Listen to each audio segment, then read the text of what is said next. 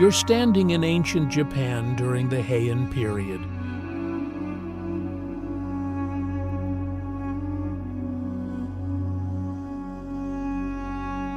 Around you, wooden temples rise from mist-covered mountains. Nobles in silk robes pass by on quiet streets.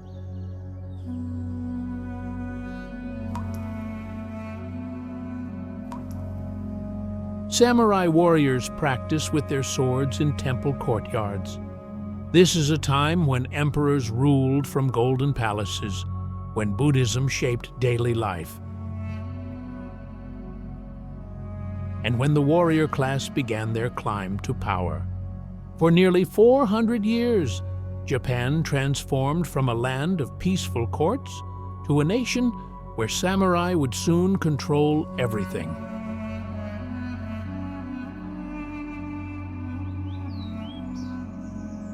Let's step back through time and witness how it all began.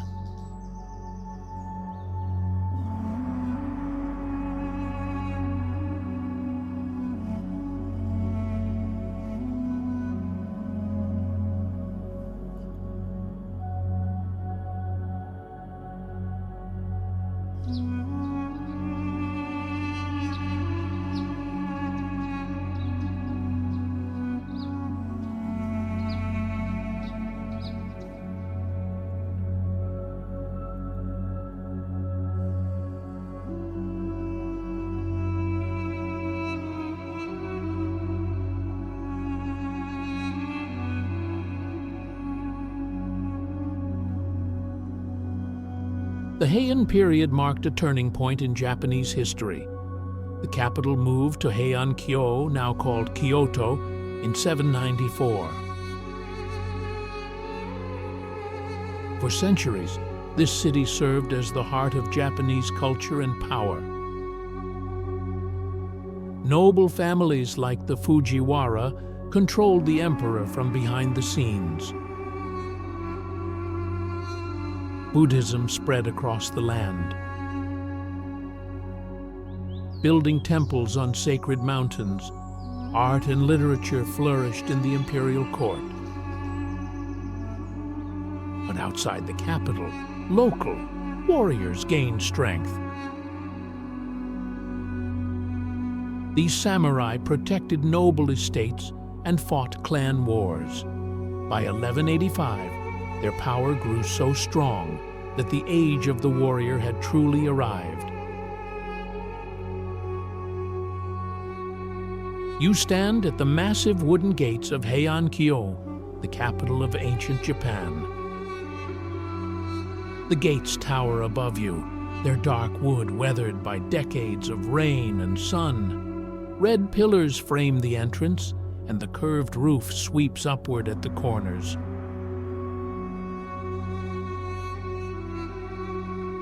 Beyond the gates, wide dirt roads stretch into the city. The roads are perfectly straight, cutting through the capital in a grid pattern that makes navigation simple. Nobles planned this city carefully, measuring every block, every street, every boundary. The imperial palace sits at the northern end of the city. You walk toward it, passing through neighborhoods where buildings press close together. Wooden walls line the streets, hiding private courtyards from view. The smell of wood smoke drifts through the air. Cooking fires burn in hundreds of homes, preparing the morning meal.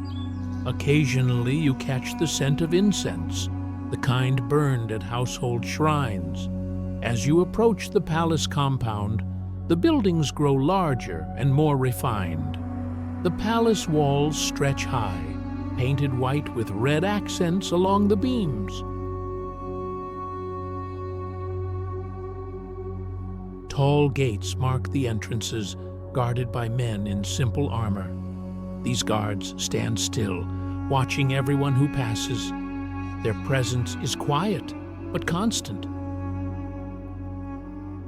Inside the compound, the palace buildings spread across a vast area. Each structure serves a specific purpose. Some are halls for ceremonies. Others are private residences for the imperial family. Still others house the offices where court business happens daily. The main palace building rises in the center of the compound. Its roof is covered in dark tiles that gleam after rain. The roof curves gently, supported by dozens of wooden pillars painted deep red. The pillars stand in perfect rows, creating covered walkways that connect different parts of the palace.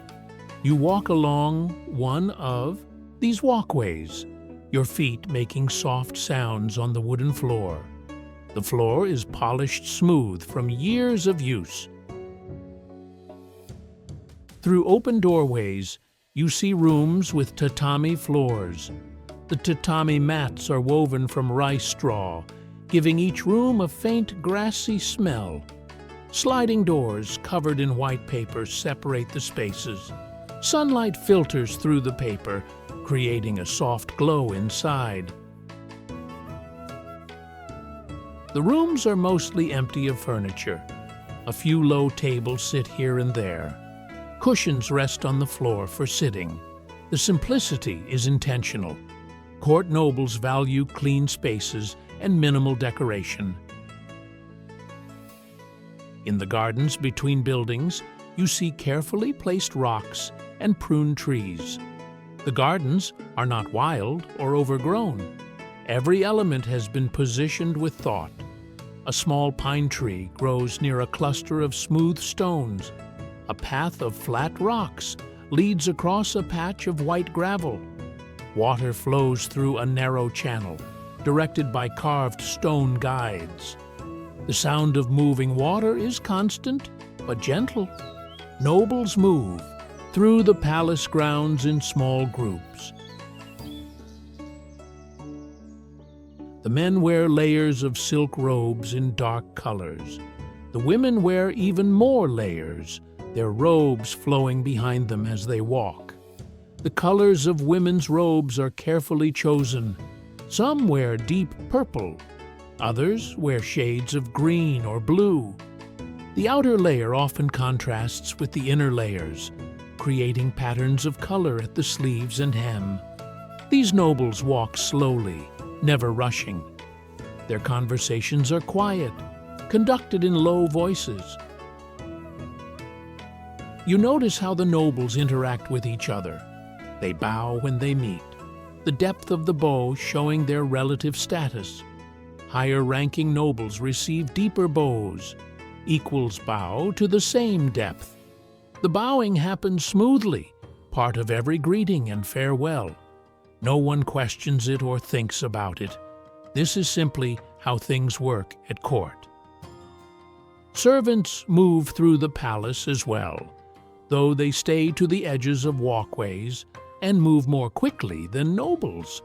They carry items needed for daily life. Servant balances a tray with teacups. Another carries folded clothing. A third pushes a small cart loaded with wooden boxes. These servants wear simpler clothing in neutral colors. They keep their eyes down and speak only when necessary. You follow a path toward the ceremonial halls. These buildings are larger than the residential areas, designed to hold many people during important events. The main hall has a raised platform at one end, where the emperor sits during ceremonies. The platform is surrounded by screens decorated with paintings of nature scenes. Mountains, rivers, and pine trees cover the screens in gold and dark ink.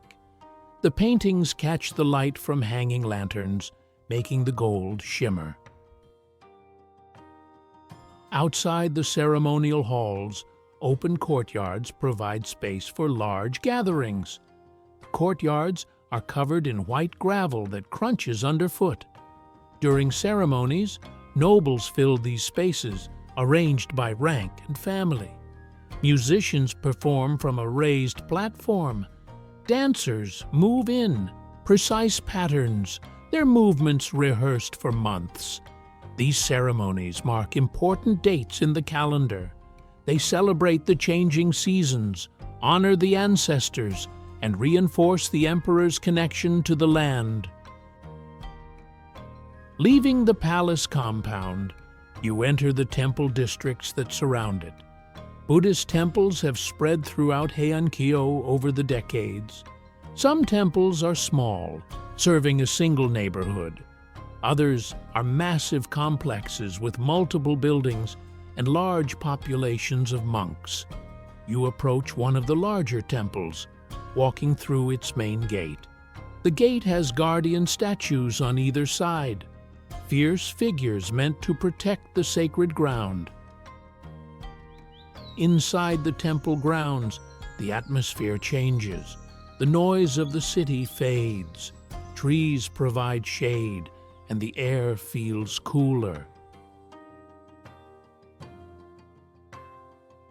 The main hall of the temple rises ahead, its roof even more elaborate than the palace buildings. The curved roof has multiple tiers, each one smaller than the one below, creating a stepped appearance. At the peak, a metal ornament catches the sunlight. Monks in simple robes walk the temple paths. Their heads are shaved, and their clothing is plain brown or gray.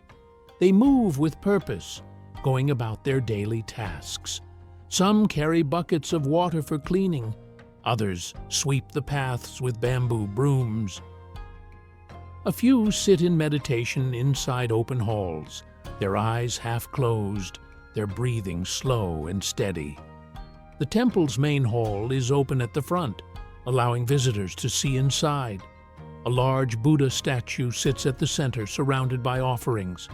The statue is carved from wood and covered in gold leaf. The Buddha sits cross-legged, one hand raised in blessing, the other resting in the lap. Incense burns in front of the statue, filling the hall with fragrant smoke. The smoke rises in thin streams, drifting toward the high ceiling. People from the city come to the temple throughout the day. They climb the steps to the main hall, bow before the Buddha, and place offerings. Some leave coins, others bring fruit or rice. Everyone bows deeply before leaving. Prayer is woven into daily life. People visit temples when they need help, when they want to give thanks, or simply as part of their routine. Behind the main hall, you find smaller buildings where monks study Buddhist texts. These buildings are quieter, set apart from the public areas. Inside, monks sit at low desks, copying scriptures onto long sheets of paper. The work is slow and precise. Each character must be written clearly. The copying of scriptures is considered both a religious practice and a way to preserve important teachings. You leave the temple and walk toward the market areas on the eastern side of the city. The streets here are busier and noisier.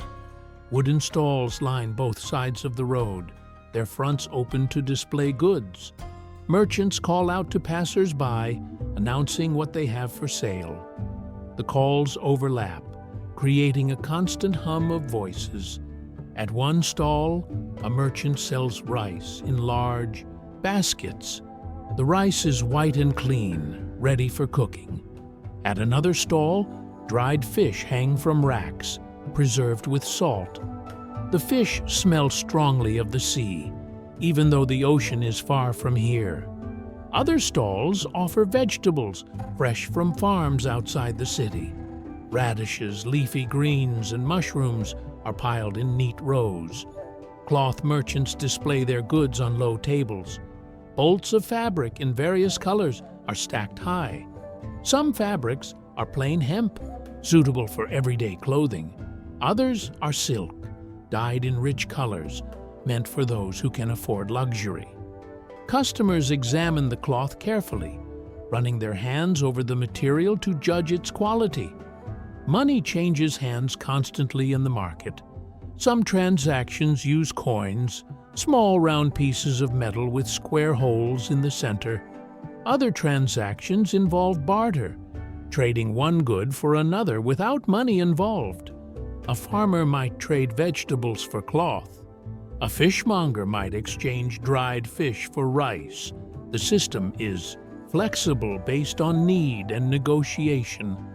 Near the market, you see simple houses where common people live. These homes are much smaller than the palace buildings or even merchant houses. They are built from wood with thatched roofs. The walls are thin, offering basic protection from weather. Inside, families live in 1 or 2 rooms. They sleep on straw mats laid directly on the floor. Their possessions are few: a cooking pot, some bowls, a few tools, perhaps a small shrine for household prayers. Children play in the streets between houses.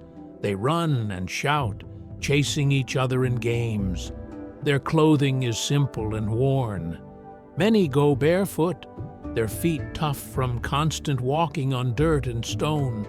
Despite limited resources, the children are energetic, finding entertainment in simple activities. You return to the main roads leading through the city center. Ox carts move slowly along the streets, carrying goods or passengers. The carts have large wooden wheels and are pulled by patient oxen.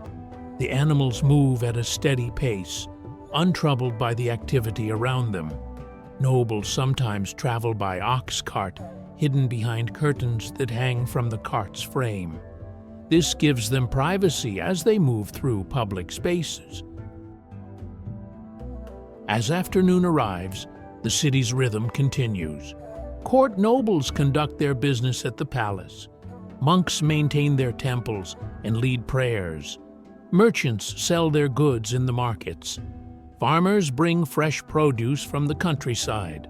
Everything moves according to patterns established over generations. This is Heian-kyo in its daily life, a city of ritual and routine, of beauty and practicality, of nobles and commoners living side by side in a carefully ordered world.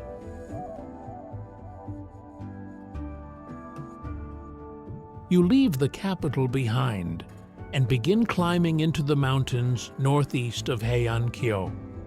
The path is steep and narrow, winding through dense forest. Tall cedar trees grow close together, their trunks straight and covered in rough bark. The canopy above blocks most of the sunlight, leaving the forest floor in shadow. Moss grows thick on rocks and fallen logs. The air is cool and damp, carrying the smell of earth and decaying leaves. As you climb higher, the forest opens occasionally to reveal distant views. The capital spreads out far below, looking small and orderly from this height. Beyond the city, flat farmland extends toward the horizon. Rivers cut silver lines through the green fields. The higher you climb, the more the temperature drops. Morning mist clings to the mountainside, drifting between trees like slow-moving water. Mount Hiei rises above the tree line, its peak often hidden in clouds. This mountain has become one of the most important religious sites in Japan. You reach a wide clearing where temple buildings begin to appear. The first structures are smaller halls and residential buildings where monks live. These buildings are simple, made from dark wood that has weathered to gray. Their roofs are covered in wooden shingles held down by stones. The Ahab path continues upward, passing through more forest before reaching the main temple complex of Enryaku-ji. The complex spreads across the mountainside, with buildings positioned on different levels, connected by stone steps. The main temple hall sits on a wide platform cut into the slope. Its roof is massive, supported by thick pillars. The wood is darker here, stained by decades of incense smoke and mountain weather. You approach the main hall and see monks moving in and out. They wear simple robes in shades of brown and gray. Some carry wooden buckets filled with water. Others hold brooms made from bundled twigs. The daily work of maintaining the temple never stops. Floors must be swept, altars must be cleaned, offerings must be arranged. The monks move efficiently, each one knowing his assigned tasks. Inside the main hall, the space is dim despite the daylight outside. Wooden walls and the deep roof create shadows. Lanterns hang from the ceiling, their light flickering. The smell of incense is strong, mixed with the scent of old wood and candle wax. At the far end of the hall sits a large Buddha statue.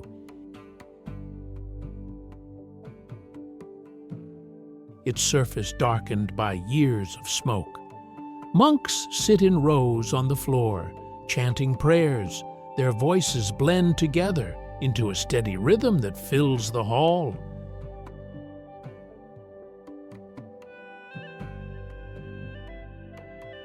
Leaving Mount Hiei, you travel south toward Nara, an older capital that served before Heian-kyo. The journey takes several days, following roads that connect villages and towns. The landscape changes as you travel. Mountains give way to rolling hills, then to flatter land, closer to Nara. Rice fields cover the flat areas, divided by narrow paths and irrigation channels. Farmers work in the fields, bent over the wet soil, planting or weeding. Nara appears gradually as you approach. Unlike Heian-kyo with its sharp grid layout, Nara feels more organic. Buildings cluster around temple complexes rather than following strict planning. The city is quieter now, less important politically, but still vital as a religious center. Temples dominate the landscape, their roofs rising above residential areas. You enter Todai-ji Temple through its main gate. The gate is enormous, with pillars as thick as tree trunks.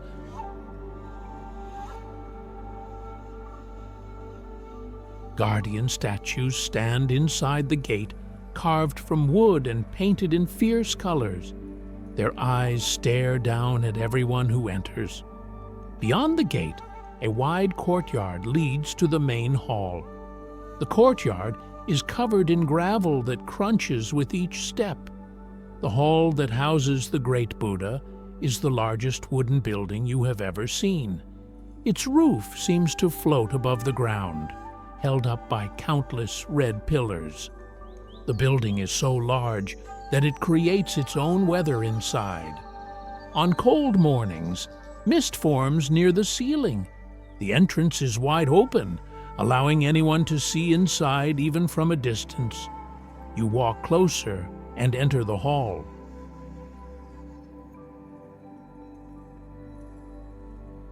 The Buddha statue sits in the center, rising high above the floor. The statue is made of bronze, cast in sections and assembled on site decades ago. The Buddha sits cross-legged on a lotus throne, one hand raised, fingers forming a gesture of blessing. The face is calm, the eyes half closed in meditation. The scale is overwhelming. The statue is taller than any building in most villages. Standing before it, you feel the weight of its presence, the years of labor that went into creating it, the faith that drove such an enormous project.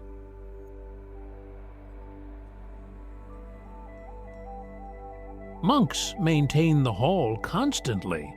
They clean the floor, polish the bronze where they can reach, and keep offerings fresh. Incense burns in huge burners placed around the statue. The smoke rises in thick columns, spreading across the ceiling before drifting out through gaps in the roof structure. The smell is intense, woody and resinous, outside the main hall.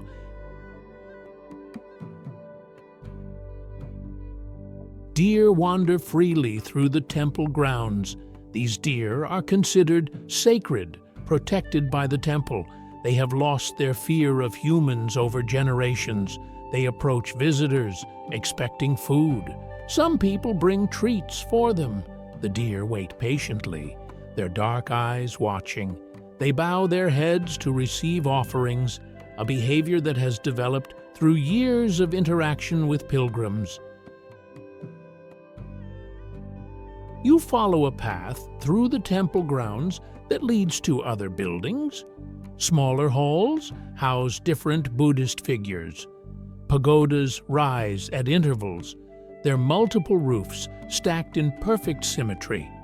Each level of a pagoda is slightly smaller than the one below, creating a graceful upward sweep.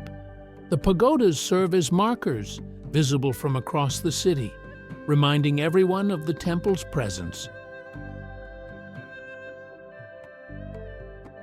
From Nara, you travel west into the countryside, toward the estates that provide the wealth-supporting noble families.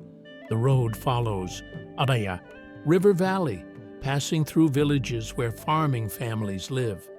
The houses are simple, with thatched roofs and wooden walls. Small gardens grow vegetables for household use. Chickens scratch in the dirt. Children help with chores, carrying water, or watching younger siblings. The landscape opens into larger fields as you approach a major estate. These estates are vast, covering land that extends beyond what you can see. The fields are organized and productive, growing rice, wheat, and other crops. Irrigation channels bring water from nearby rivers, ensuring crops receive what they need. The work is constant and seasonal, planting, weeding, harvesting, and preparing fields for the next cycle. At the center of the estate, you find the manor house, where the estate manager lives. This building is much larger than a farmer's house, but smaller than a noble's palace residence. It is built from good wood, with a tiled roof and multiple rooms. The building serves as both home and administrative center for the estate. Records are kept here, tracking harvests, taxes owed, and workers employed. Near the manor house, you see a group of samurai warriors. These men are different from the warrior monks on Mount Hiei. They are secular fighters, employed by the noble family that owns the estate. Their job is to protect the property, enforce the owner's rights, and deal with any threats. The samurai wear simple armor made from leather and metal plates. They carry swords and bows, keeping their weapons maintained and ready. The estate has its own small fortifications. Wooden walls surround the manor house and some of the storage buildings. The walls are not high or elaborate, but they provide a basic barrier. A simple gate controls access to the compound. A guard post near the gate is manned during the day. At night, the gate is closed and barred. These precautions are normal. Estates exist in a world where central authority is distant and local power matters more. Walking through the estate, you see farmers working in the fields. They use simple tools, mostly wooden implements with metal edges. They work bent over, their movements practiced and efficient. Some plant rice seedlings in flooded paddies, working in lines across the wet field. Others harvest wheat, cutting stalks with hand sickles and bundling them for collection. The work is hard and endless. The farmers know their survival depends on successful harvests. You notice how the relationship between samurai and farmers is structured. The samurai do not work the fields. That is the farmer's job. The samurai provide protection and enforce order. In return, the farmers produce food that supports everyone, including the samurai. The system is clear and understood by everyone involved.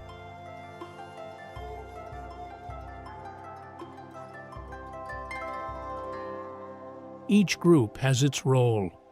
As evening approaches, smoke rises from cooking fires across the estate. Families prepare their meals. The smell of cooking rice drifts through the air. In the manor house, the samurai gather for their own meal. They sit together, eating and talking about the day's training or discussing potential threats. Their conversation is practical, focused on their responsibilities. This is the provincial world that supports the elegant court life in Heian-kyo. The estates produce the wealth that allows nobles to wear silk and conduct elaborate ceremonies. The samurai who guard these estates are building skills and power that will eventually reshape Japan. For now, they serve noble families from a distance, but their importance is growing. They are the practical force that makes everything else possible. The warriors who handle problems that poetry and ceremony cannot solve. You travel southwest from the estates, moving through countryside that gradually becomes more mountainous. The roads are rough, often just packed dirt worn smooth by years of foot traffic and ox carts. Villages appear every few miles, small clusters of houses surrounded by fields. Between villages, the landscape is mostly forested. Pine trees cover the hillsides, their needles carpeting the ground beneath them.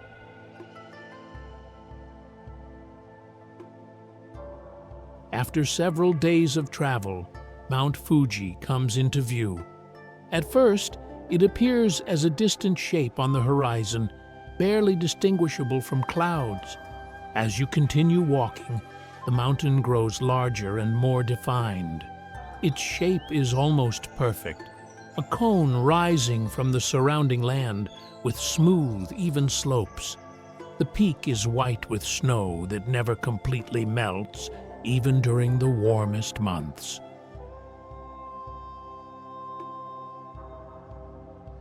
You stop at a village near the base of the mountain. The villagers live with Mt Fuji as a constant presence. It dominates their view, visible from nearly every part of the village. They treat the mountain with respect, considering it sacred.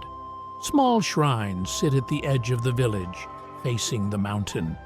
People leave offerings at these shrines, asking for protection or giving thanks for safe passage. The mountain's lower slopes are forested, covered in the same types of trees that grow throughout the region. Higher up, the trees thin and eventually disappear. Above the tree line, the mountain is bare rock and volcanic soil. From the village, you can see the distinct line where vegetation stops and the upper slopes begin. The contrast is sharp, green forest below and gray-brown rock above.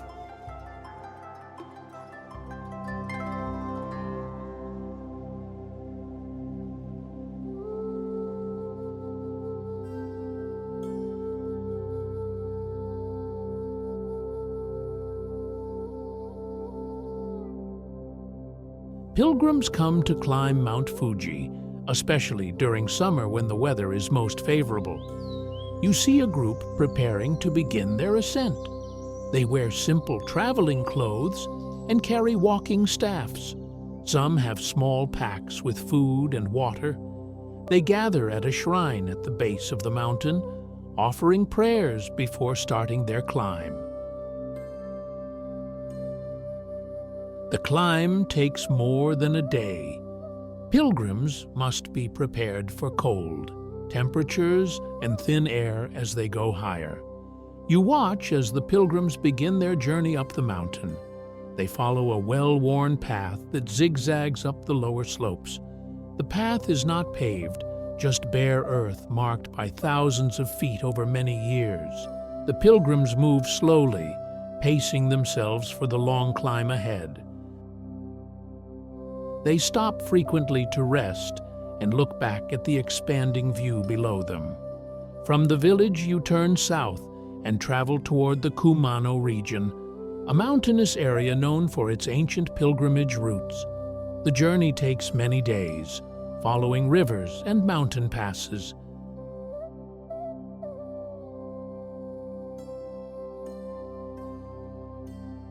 The landscape becomes wilder as you go. Settlements are fewer and smaller. The forests are denser, with trees growing so close together that little light reaches the ground. You enter the Kumano Mountains and immediately feel the change in atmosphere. These mountains are older and more heavily forested than the areas around Mt Fuji. The trees here include massive cedars, some so large that several people could not wrap their arms around the trunk. These ancient trees create a canopy that filters sunlight into a dim green glow. The forest floor is covered in ferns and moss. Everything feels damp, even during dry weather. The pilgrimage routes through Kumano are narrow paths that wind through the mountains, connecting sacred sites. You follow one of these routes, walking on stone steps that have been placed along the steepest sections. The steps are worn smooth by centuries of pilgrims. In some places, tree roots have grown across the path, and you must step over them carefully. Water is everywhere in these mountains. Streams flow down every valley, their water clear and cold. You cross several streams on simple wooden bridges, just logs laid across the water with handrails added for safety. The sound of moving water is constant, sometimes loud, where streams rush over rocks, sometimes soft, where water pools in quiet eddies. You reach a waterfall where the path passes. Close to its base, the waterfall drops from a cliff high above, the water falling in a single column that breaks apart near the bottom. Spray fills the air around the falls, creating a fine mist that coats everything nearby. The rocks at the base are slick and covered in moss.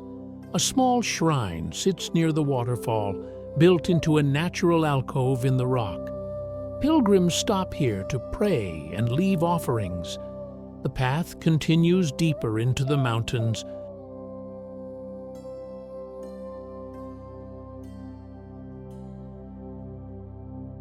Climbing and descending through the terrain, you pass through groves of bamboo, the tall stalks growing so densely that they create walls on either side of the path.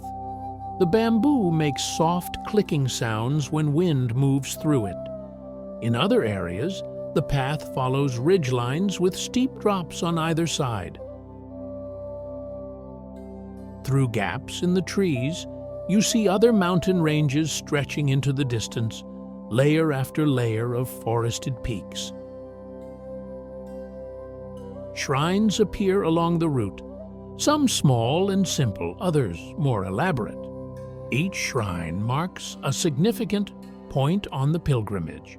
Some are built around unusual natural features, like oddly shaped rocks or particularly old trees. Others sit at mountain passes or river crossings. The shrines are built from wood with distinctive roofs that sweep upward at the corners. Red paint marks the sacred buildings, though the paint has faded in many places. You arrive at one of the major shrine complexes in Kumano. The complex sits in a valley surrounded by steep mountains. Multiple buildings spread across the site, connected by gravel paths.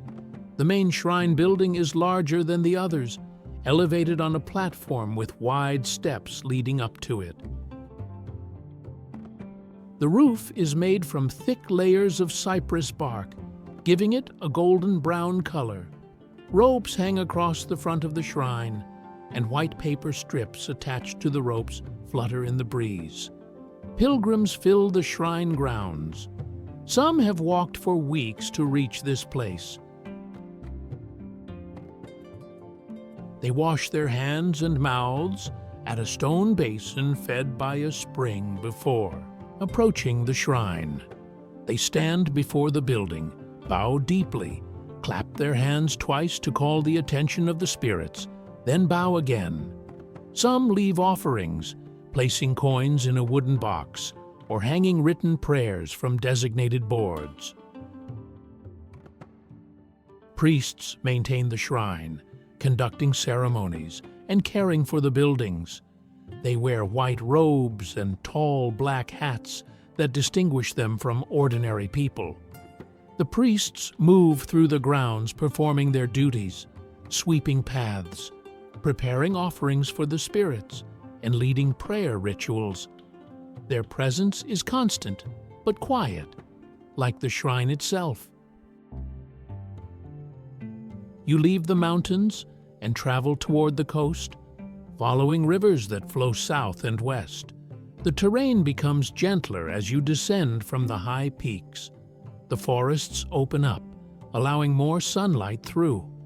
Villages appear more frequently, clustered near good farmland and water sources. The inland sea comes into view gradually. At first, you see only glimpses of water through trees. Then the view opens to reveal a broad expanse of calm water dotted with islands. The inland sea is protected from ocean storms by the larger islands that border it. The water is usually calm, making it an important route for travel and trade. You reach a coastal village built on a small bay. Fishing boats rest on the beach, their hulls wooden and weathered. The boats are simple in design, with high bows and flat bottoms that allow them to be pulled up onto the beach. Nets hang from poles to dry, their fibers forming intricate patterns against the sky. The smell of fish and salt water is strong, mixed with the scent of wood smoke from cooking fires. Fishermen work on their boats, repairing nets or checking hulls for damage. Their movements are practiced and efficient, the result of years of daily work. Some fishermen wade into shallow water, dragging nets through channels where fish gather. Others prepare to go out on the sea, loading their boats with nets and supplies.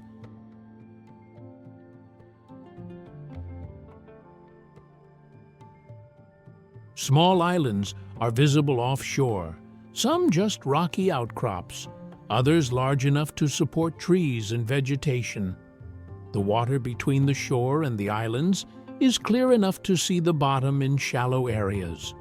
Seaweed grows in underwater forests, swaying with the gentle currents. Fish swim in schools, moving together in coordinated patterns. Pine trees grow along the rocky coastline, their roots gripping bare rock.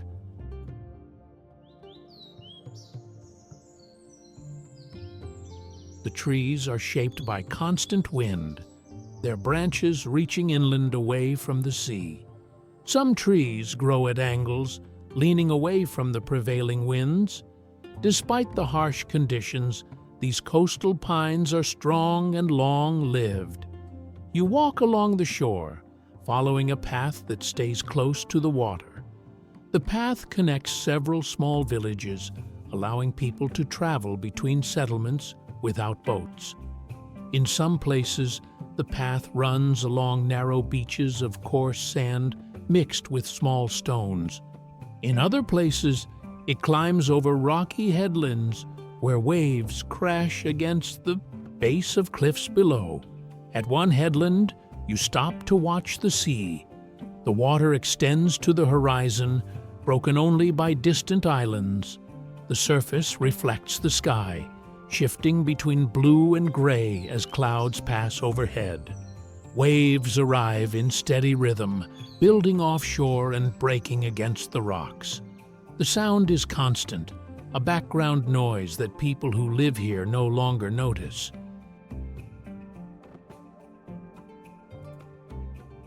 Seabirds circle above the water, watching for fish.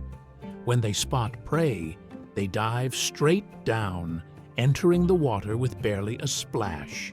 They emerge seconds later, often with a small fish in their beak.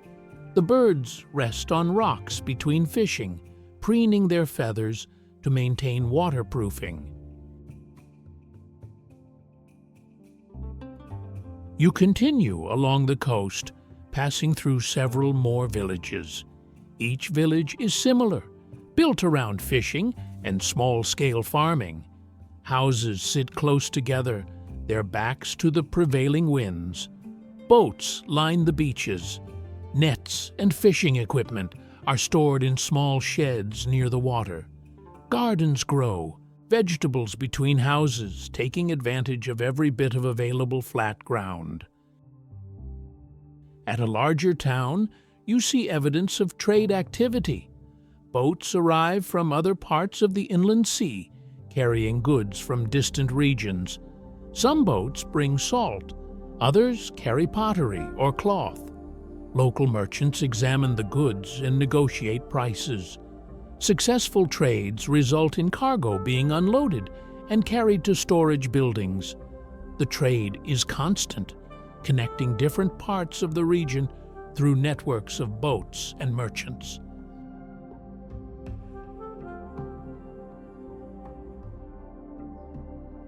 The coastal areas feel different from the mountains or the capital. Life here follows the rhythm of the sea and the seasons of fishing. People are more focused on practical survival than on ceremony or social rank. The beauty of the coast is simple and direct, shaped by water, rock, and the activities of people who make their living from the sea. This landscape has remained largely unchanged for generations, and it will continue in much the same way for generations to come. You travel north from the inland sea, leaving the mild coastal climate behind. The journey takes weeks, following roads that become less maintained as you move away from major centers. The landscape changes gradually. Forests become denser. Mountains grow taller. Villages appear less frequently, sometimes separated by days of travel through wilderness.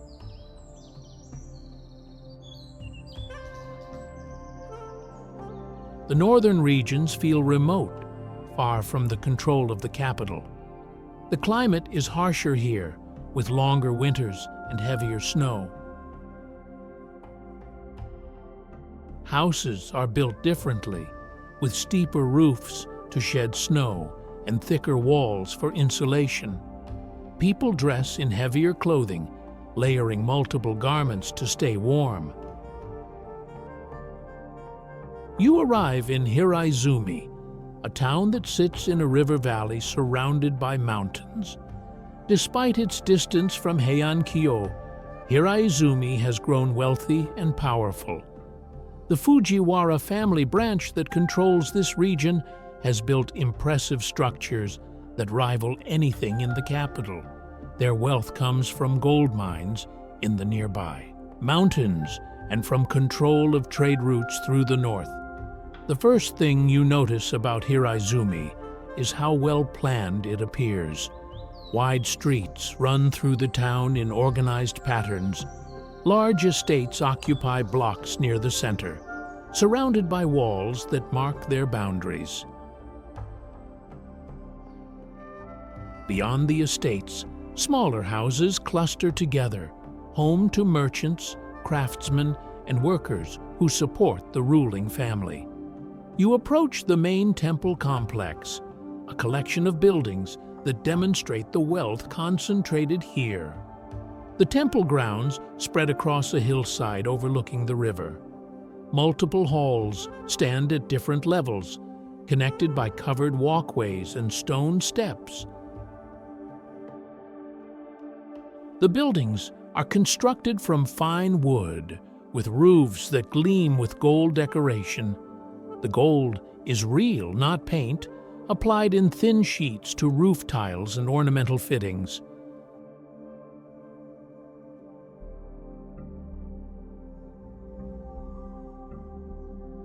The main hall is called the Golden Hall. You enter through a gateway and cross a courtyard to reach it. The hall sits on a raised stone platform, elevating it above the surrounding ground. Its roof is covered in gold leaf that catches sunlight and makes the building glow. The effect is striking, especially against the green mountains behind it.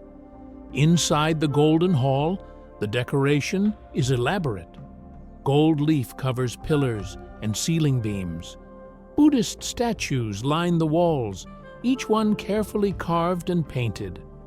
The central altar holds multiple Buddha figures surrounded by offerings. Incense smoke fills the space, creating a hazy atmosphere. Everything speaks to wealth and devotion combined. You walk through the temple grounds, passing other buildings. A pagoda rises nearby, its multiple levels painted red with gold accents. Gardens spread between buildings, designed with the same care seen in the capital. Ponds reflect the sky and surrounding structures. Bridges arch over the water, their railings painted in bright colors. Carefully pruned trees provide shade and frame views. What strikes you most about Hiraizumi is how it exists so far from central authority, yet follows many of the same patterns. The Fujiwara here have created their own center of power, complete with temples, gardens, and administrative buildings. They pay formal respect to the emperor in Heian-kyo, but in practical terms, they rule this region independently.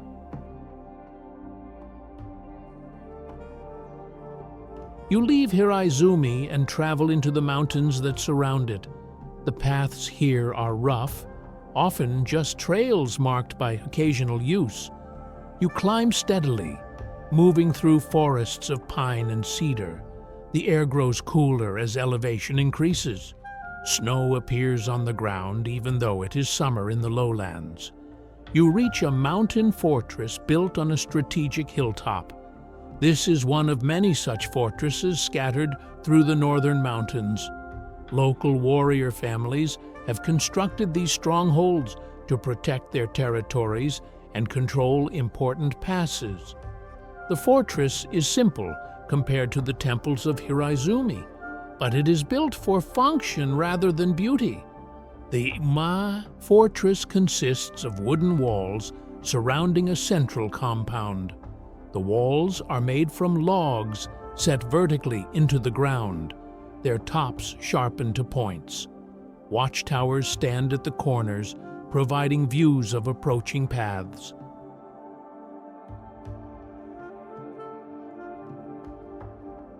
A single gate allows entry, heavy enough to resist attack and easily barred from inside. Inside the walls, several buildings serve different purposes. A main hall houses the warrior lord who controls the fortress. Barracks provide shelter for his samurai. Storage buildings hold food, weapons, and other supplies. Everything is organized for defense and self-sufficiency. The fortress could withstand a siege for weeks if properly stocked.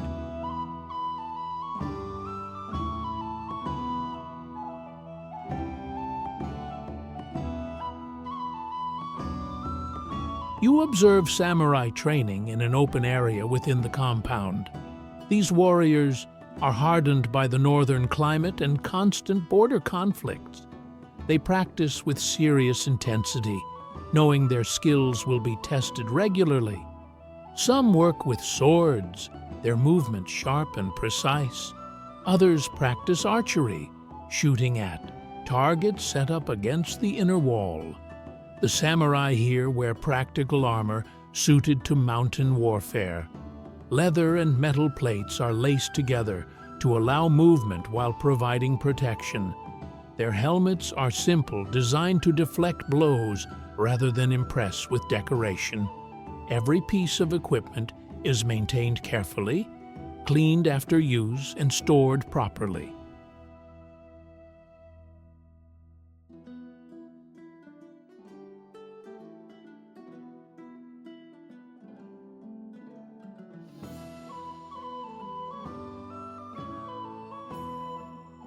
The fortress location provides natural advantages. The hilltop position makes attack difficult. Enemies must climb steep slopes, while defenders shoot arrows from above. The surrounding forest provides timber for construction and fuel for fires. A spring within the compound supplies water year-round.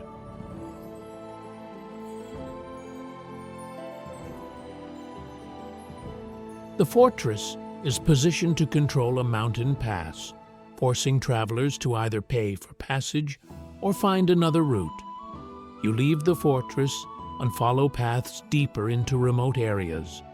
The mountains here are wild, with few signs of human presence. Forests cover the slopes completely.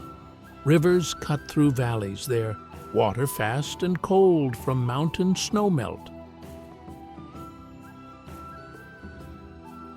Wildlife is abundant. You see deer moving through the trees, their brown coats blending with the forest shadows. Birds call from the canopy, their songs echoing through the quiet. You come across a small warrior community in a mountain valley. This is not a fortress, but a village where samurai families live and farm. The village is built along a stream that provides water for irrigation. Fields surround the houses, growing rice and vegetables. The houses are solid structures made from local timber, with thatched roofs and small gardens. The samurai who live here are different from court nobles or even estate guards. They work their own land, planting and harvesting alongside their families. They are farmers who also fight, maintaining skills with weapons while producing their own food. This lifestyle creates a different type of warrior, one who understands hard work and knows the value of the land he protects.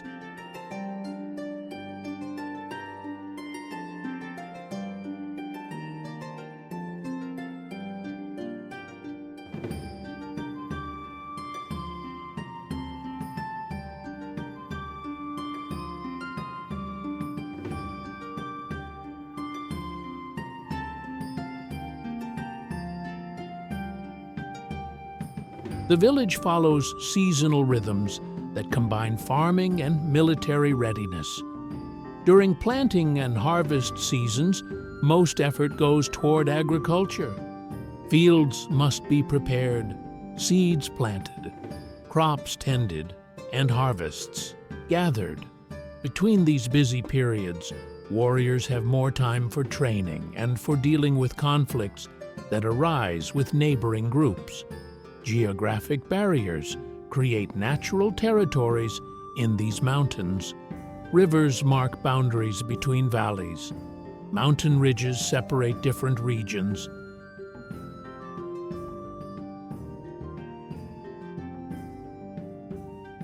Each warrior family or clan controls territory defined by these natural features. Disputes arise when boundaries are unclear or when resources like water or hunting grounds are contested. You witness preparations for a small raid against a neighboring valley. The dispute concerns water rights from a stream that flows between territories. Negotiations have failed, so the warriors prepare to enforce their claims by force. The preparations are practical and methodical. Weapons are checked and sharpened. Armor is inspected for damage. Supplies are packed for several days, away from the village. The warriors gather before dawn, about 20 men in total. They wear their armor and carry swords, bows, and spears. A leader gives brief instructions outlining the route and objectives. The group moves out quietly, following paths that avoid main trails. They move in single file, maintaining silence and staying alert for signs of the enemy. You follow at a distance, observing how these mountain warriors operate. They move efficiently through rough terrain, comfortable in the forest environment. They communicate with hand signals, avoiding unnecessary noise. When they stop to rest, guards are posted while others drink water and check equipment. Everything is done with practiced ease. The mountains provide both obstacles and opportunities for warfare.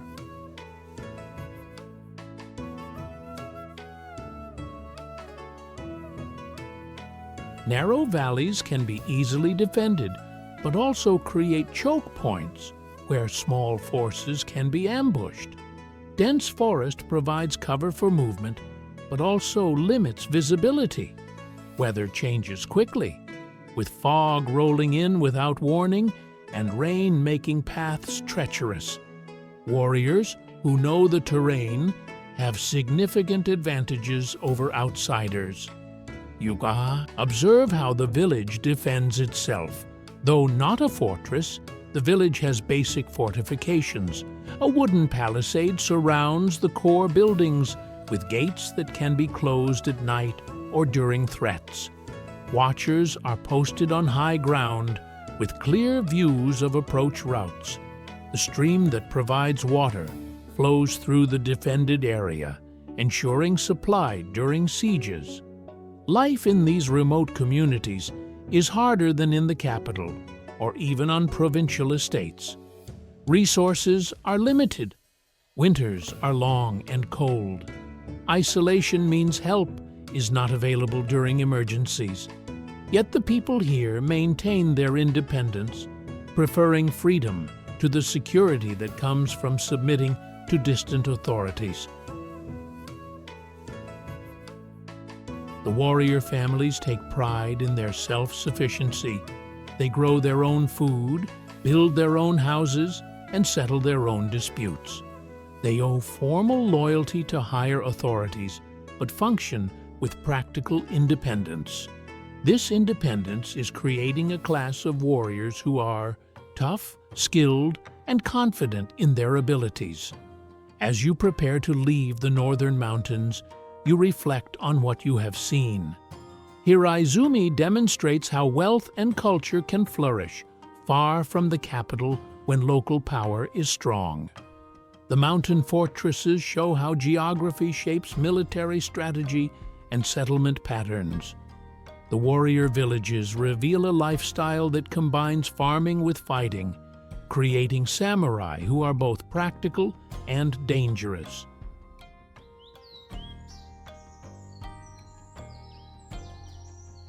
These remote areas are developing their own character, distinct from the refined culture of Heian-kyo.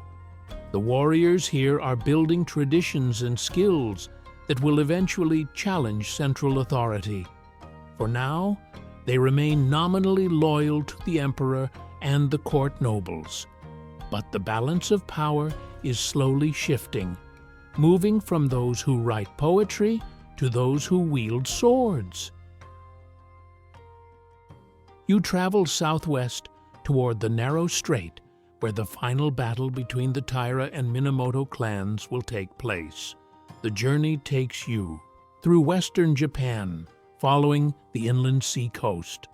The landscape is familiar now, a mix of mountains, coastal plains, and fishing villages, but the atmosphere has changed. Evidence of war appears everywhere you look. You pass through villages that have been damaged by fighting. Some houses are burned, their wooden frames collapsed into piles of charcoal and ash. Fields are abandoned, crops rotting unharvested because farmers fled or were killed. The roads show signs of heavy military traffic. Deep ruts mark where supply carts passed.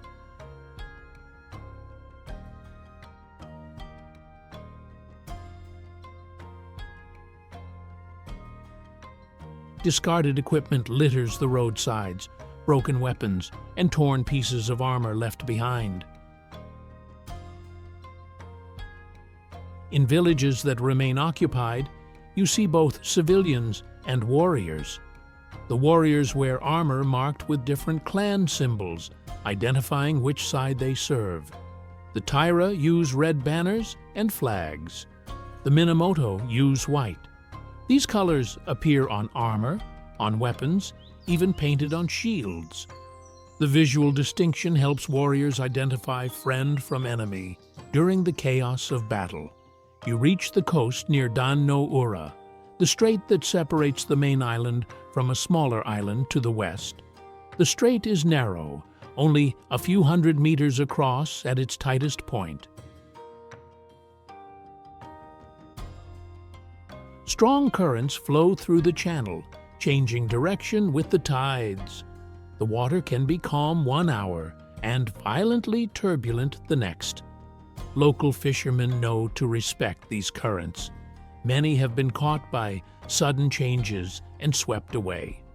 The shores on both sides are steep, with cliffs dropping directly into the water in many places. A few beaches provide access points where boats can be launched or landed. These beaches have become strategic positions occupied by warriors from both clans.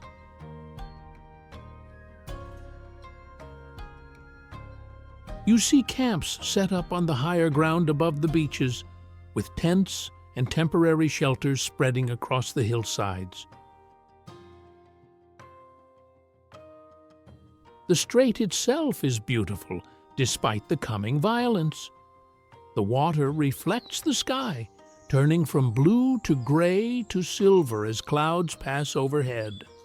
Islands dot the seaward end of the strait, creating a complex geography of channels and passages.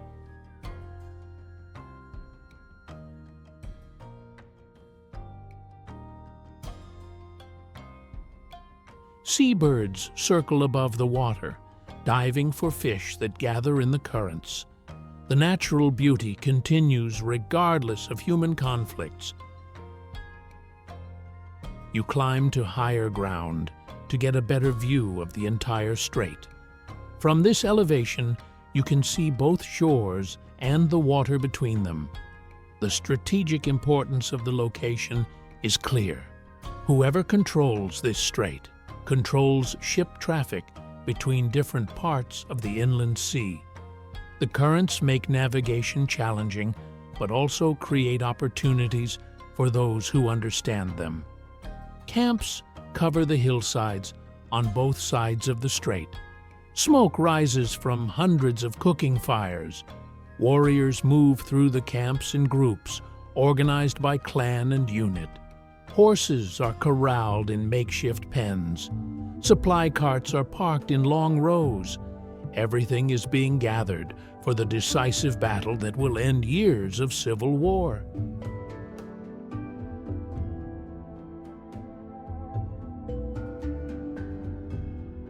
You travel inland from the coast, following the path of earlier Minamoto campaigns.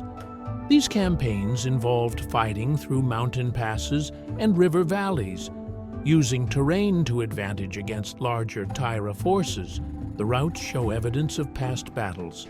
In some places you find old fortifications, earthworks thrown up quickly to defend a position.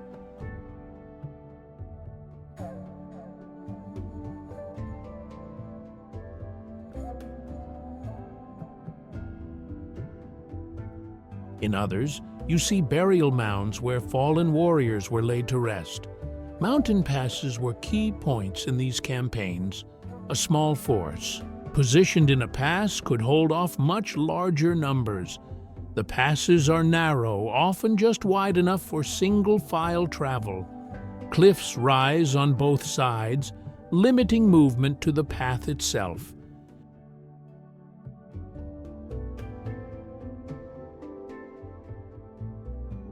Defenders positioned above the path can shoot arrows or roll rocks down on attackers below.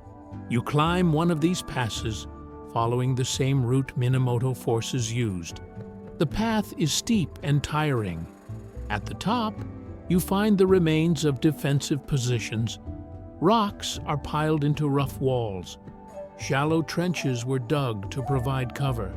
The position overlooks the entire pass, giving defenders clear views of anyone approaching from below.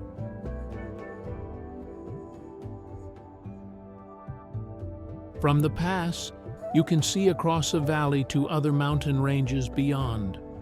The landscape is rugged and complex, full of places where small battles occurred. Each valley, each ridge, each river crossing became a potential battleground.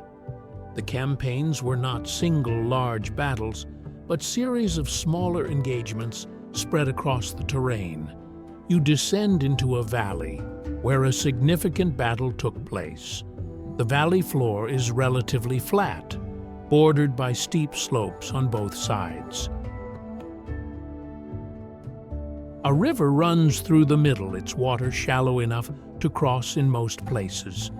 This is the type of terrain where cavalry and archery become important. Open ground allows horses to maneuver and gives archers clear fields of fire. Evidence of the battle remains visible.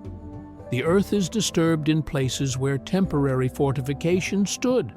Burned patches mark where camps were set on fire. If you look carefully, you can still find arrow points buried in the ground, metal tips that survived when wooden shafts rotted away. You follow the valley to a river crossing where another battle occurred. The river is wider here, flowing swiftly over a rocky bed. A ford allows crossing during low water, but during high water, the crossing becomes dangerous. Control of this ford gave access to territories beyond, making it worth fighting for. On the far bank, you see where defending forces position themselves. Natural embankments provide cover. Trees along the river give concealment for archers. Attacking across the ford would have been costly. Warriors wading through water while defenders shot arrows from protected positions. You continue to areas where defeated Taira forces retreated after losing battles. The retreats were not organized withdrawals, but desperate flights through difficult terrain. Warriors abandoned heavy equipment to move faster. Supply trains were left behind. The trails show evidence of this chaos, with equipment scattered along the routes. Some retreating warriors fled into remote mountain areas, trying to disappear into the wilderness. You find abandoned campsites in hidden valleys, places where small groups tried to hide until pursuit passed. Most of these hiding places were eventually discovered. The warriors were killed or forced to surrender.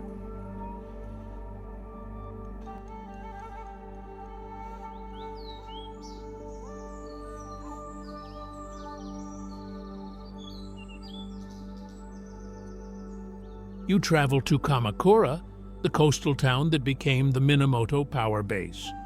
Kamakura sits in a defensible location surrounded by mountains on 3 sides with the ocean on the 4th.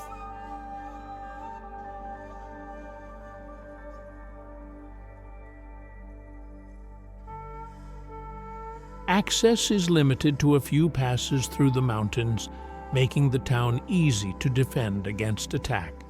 The town has grown rapidly as Minamoto power increased. What was once a small fishing village now hosts the headquarters of a new government. Buildings spread across the available flat land. New construction continues constantly, with workers building halls for administration and residences for important warriors. The center of Kamakura is dominated by simple wooden buildings that serve as government offices. These buildings are functional rather than beautiful, designed for practical use. Large halls hold meetings, where military strategy is discussed and orders are issued. Smaller buildings house records and supplies. You visit the shrine dedicated to Hachimin, the god of war. This shrine has become the spiritual center of the warrior government. Warriors come here to pray before battles and to give thanks after victories. The shrine is not elaborate like the temples in Heian-kyo or Hiraizumi, but it is maintained carefully and treated with deep respect.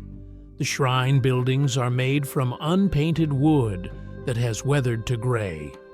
The roofs are simple, covered with wooden shingles. A torii gate marks the entrance to the sacred grounds. Stone steps lead up to the main building. The shrine feels austere, reflecting the practical mindset of the warriors who worship here.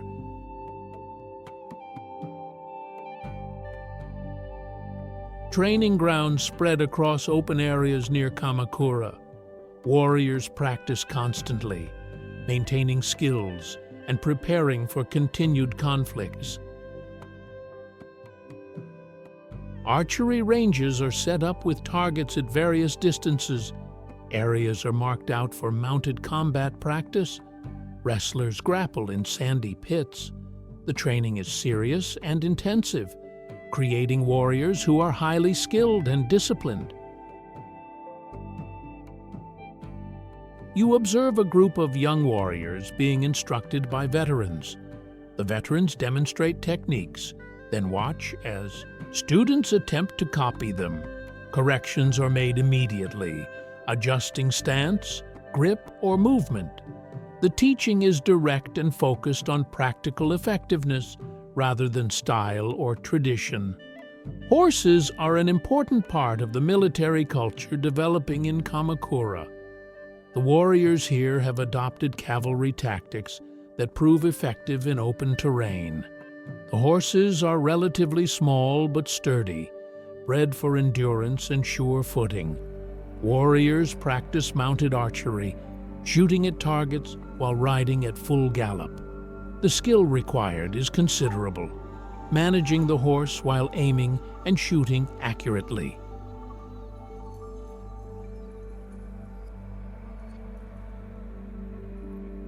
The beach at Kamakura is active with boats coming and going. Supply ships bring rice and other provisions from controlled territories. Messengers arrive with reports from distant provinces.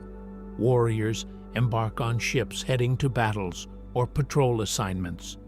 The beach serves as a connection point between Kamakura and the wider world. You walk along the beach, watching the activity. Boats are pulled up on the sand, their crews unloading cargo or making repairs. Fishermen work alongside military vessels, continuing their traditional work despite the changed circumstances.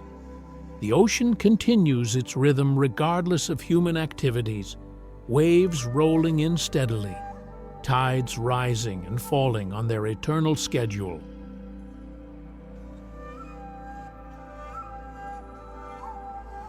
From the beach, you can see the mountains that ring Kamakura. These mountains provide natural protection, but they also limit expansion. The town is pressed between the mountains and the sea, forced to build densely on available land. This limitation does not seem to bother the warriors. They prefer a defensible position to unlimited growth. As evening arrives, you see warriors gathering for meals. They eat together in large groups, seated on the ground or on simple benches.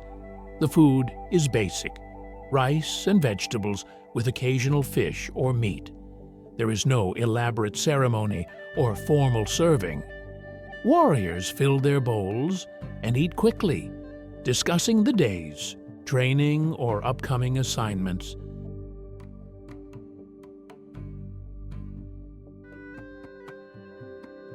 The atmosphere in Kamakura is focused and purposeful. Everyone here has a role in the military organization. Rank is clear and respected. Orders are followed without question. This is not the refined court culture of Heian-kyo with its poetry and elaborate manners. This is a warrior culture built on discipline, skill, and loyalty to the clan.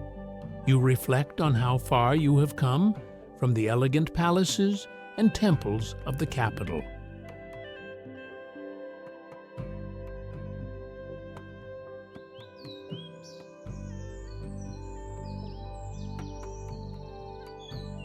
The journey has shown you the entire spectrum of Japanese society during this period, from the isolated beauty of sacred mountains to the practical brutality of battlefields, from wealthy provincial centers to remote warrior villages, and finally to this new center of power where warriors are creating their own form of government. The age of court nobles is ending. The age of samurai has begun. You stand on the shore at Dan no Ura, watching the sun rise over the strait. The water is calm this morning, reflecting the pink and orange colors of the dawn sky. Fishing boats dot the channel, their crews working nets as they have for generations.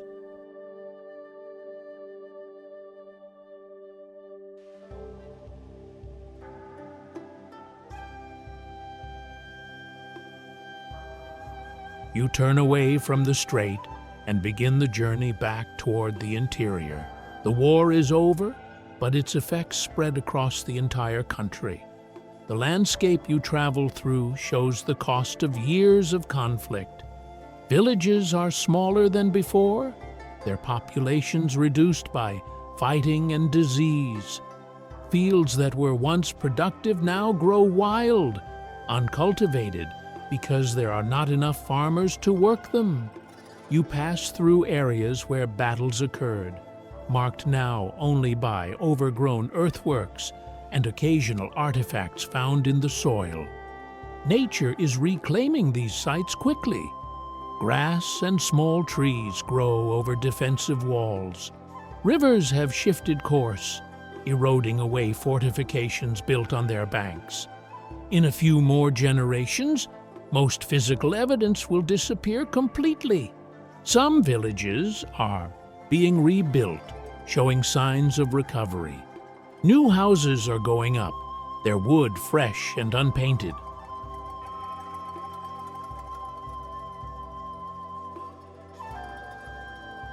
Fields are being cleared and prepared for planting. Farmers work with determination, trying to restore what was lost. The work is slow but steady. People are resilient, adapting to new circumstances and continuing their lives.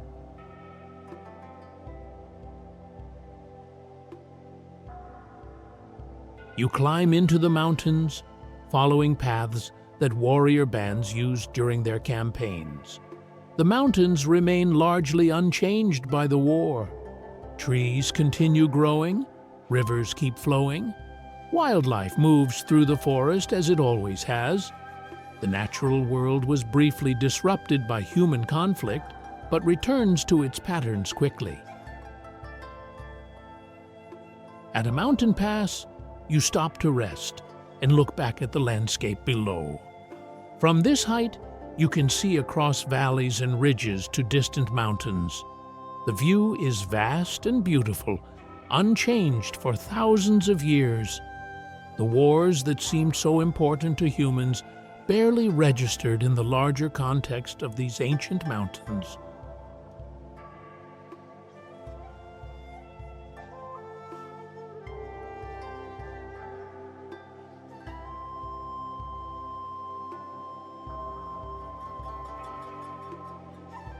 You think about what you have witnessed during your journey through this period.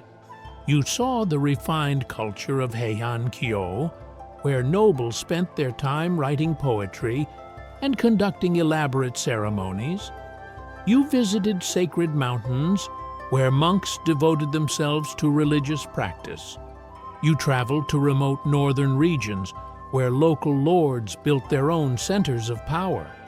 You walked through fishing villages, and farming estates that provided the resources supporting everything else. Most importantly, you witnessed the rise of the samurai class.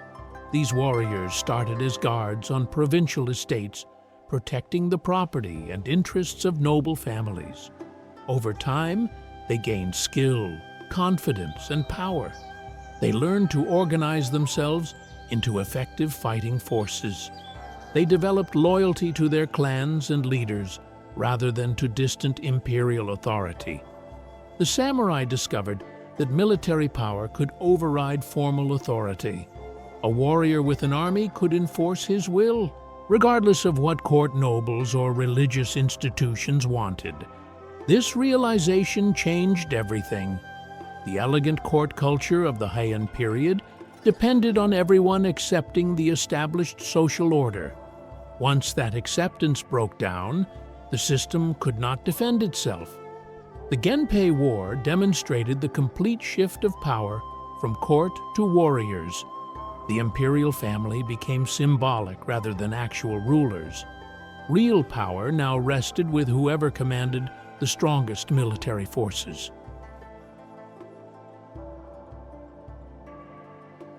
The Minamoto established their government in Kamakura, far from the traditional capital, showing their independence from old institutions.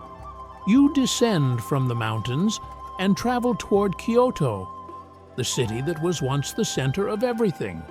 The city still stands, its temples and palaces still occupied, but the atmosphere has changed. The confidence and certainty that characterized the early Heian period is gone. Court nobles understand that their position depends on the tolerance of warriors who could remove them at any time.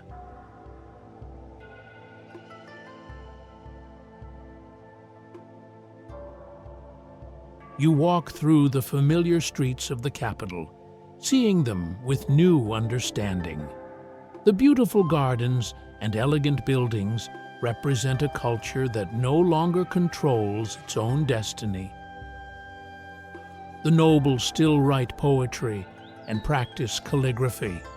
They still conduct ceremonies and maintain traditions, but their activities have become performance rather than power, culture preserved as museum pieces rather than living force. The temples continue their religious functions. Monks still chant prayers and copy scriptures. Pilgrims still visit sacred sites, but even religious institutions must now accommodate themselves to warrior power. Temple complexes maintain their own warrior monks for protection, accepting that spiritual authority alone is not sufficient. You visit the imperial palace one final time. The buildings remain as impressive as when you first saw them. The red pillars still support the curved roofs. The gardens still show careful design and maintenance. The emperor still lives here, surrounded by ceremonial attendants, but everyone understands that the emperor rules in name only. Real decisions are made in Kamakura by the warrior government.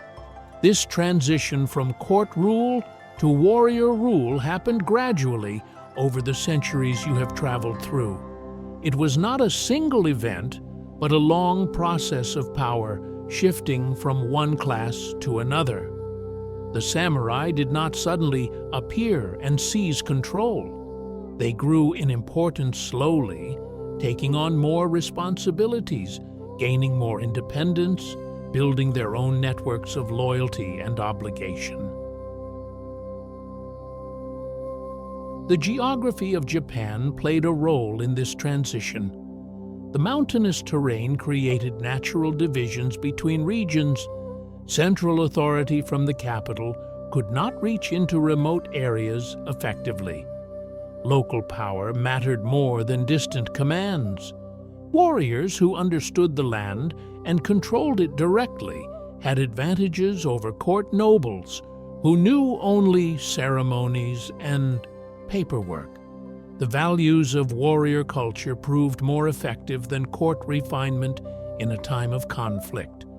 Discipline, loyalty, skill with weapons, and willingness to risk death in battle created power that poetry and elegant manners could not match.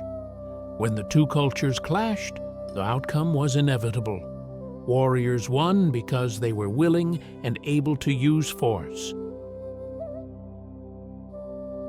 You leave Kyoto and travel through the countryside one last time, seeing the land that will now be ruled by warriors for centuries to come. The change in government will affect everyone. Samurai values will spread through society. Loyalty to one's lord will become the highest virtue. Military skill will be honored above artistic achievement. The code of the warrior will shape Japanese culture in ways that still echo far into the future. You pass through villages where life continues much as before. Farmers still plant rice and harvest crops. Fishermen still go out on the water. Craftsmen still make tools and household goods. For common people, the change in who holds power may not immediately change daily life. They still work, still raise families, still deal with the same practical challenges. But the shift is real and permanent. The Heian period of court dominance has ended.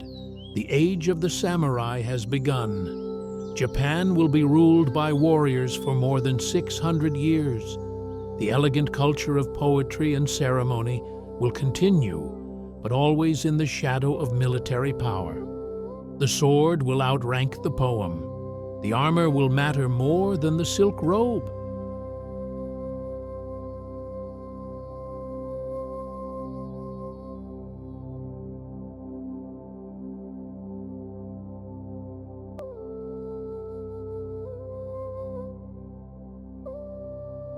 You reach the coast and look out at the ocean. The water stretches to the horizon, vast and unchanging. Waves roll in steadily, the same motion repeated endlessly. The natural world continues regardless of human politics and power struggles. Mountains still rise, rivers still flow, seasons still change in their eternal cycle. Your journey through this period is ending. You have seen the transformation of Japan from a land ruled by court nobles to one controlled by warrior clans.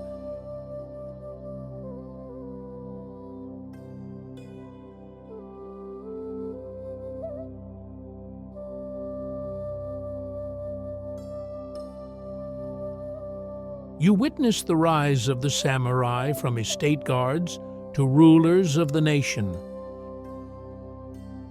You walked through temples and battlefields, palaces and fortresses, seeing how different parts of society functioned and interacted. The story of this period is about change and adaptation. It shows how social structures shift when circumstances create new needs. The refined court culture of the Heian period worked well during peaceful times. But when conflict became common, that culture could not defend itself. Warriors who could fight and win took control because they had the skills the times demanded. As you prepare to leave this time and return to the present, you carry with you understanding of how Japan's warrior culture began. The samurai did not appear fully formed. They developed over centuries, shaped by geography, conflict, and the practical needs of controlling a mountainous island nation. Their rise to power was not sudden, but gradual, building on opportunities and necessities that accumulated over generations. The land itself remains beautiful, mountains covered in forest, rivers flowing to the sea, coastal villages pressed between hills and water.